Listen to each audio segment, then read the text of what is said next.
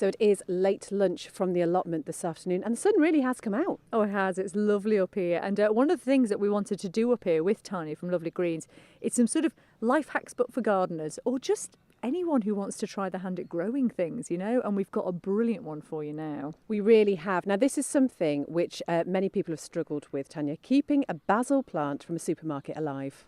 Yes, and I'll tell you what, it's just the supermarket playing a trick on you, because unfortunately, I think a lot of people's first experience with a garden plant is actually one of these supermarket basils, and they look lush and healthy and green. But if you look closely at each pot, you can see literally dozens of stems popping up. Each one of those is an individual plant. So what will happen is that they will crowd one another out over time. So they're not made to grow on and survive in this pot. And you can see it better when you take them out of the pot and you can see all the roots. It's a tangled mess, basically. So if you want to grow these on and keep them alive, you have to divide out the stronger plants and grow them on individually. That sounds complicated. It's not. It's not. I mean, and I'm going to show you what you can do. So you have this plant at home in your kitchen. Ooh. And then it sounds brutal, but you do need to break apart that root system. So you break it apart.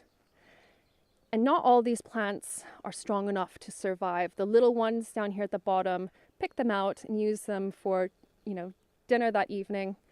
And then identify a really strong stem, like this one here on the edge.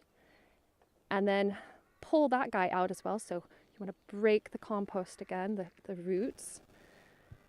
And what you have here is a plant that has its roots a bit damaged, but it will rebound from that. But you can plant this individually into its own pot, and it will grow into a plant much larger than the original supermarket basil, and it will grow all summer long. And you need a big, complicated pot, an expensive one to do that? No, not at all.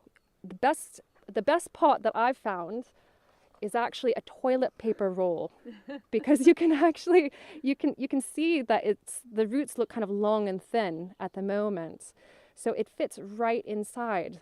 But there's one other step that we need to do before we put it in the toilet paper roll, and that is to cut off the additional leaves at the top. So it's a bonus because you can use those leaves in dinner as well. But for the plant, it means that they can focus on just growing the roots and the lower leaves, and it will rebound and it will regrow, and it will take some of the stress off of it. So let's just cut this top off. And I'm going to cut just above a leaf node. So a leaf node is just where you see the leaves growing. So I'm just going to cut there. So this plant will continue to grow if we give it a little bit of water, sunlight, and some compost. And is there any particular kind of compost you need for this? So this is what I'm using here. It's multi-purpose compost mixed with perlite. And the perlite you can get from a garden center. It's hydrated, although it looks like styrofoam, it's hydrated obsidian, so volcanic glass. And that gives it a little bit of extra drainage. And I'll put a little bit of compost here at the top. Firm it in. We'll give it a water.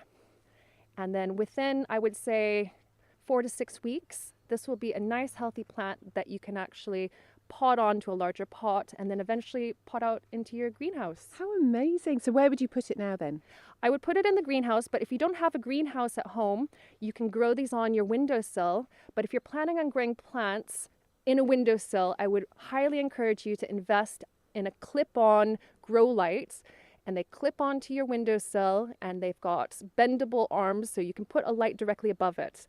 If you just grow plants like herbs or lettuces or seedlings in a window, they will stretch and lean towards the light source, and it won't actually create a healthy plant. So having that light just above will help these guys to grow in an apartment or in a small kitchen. How amazing. So it wasn't my fault that every single plant that I've ever bought like this has died? No, they're not made to survive. They're made to make you think that you fail, and so you go back and start again.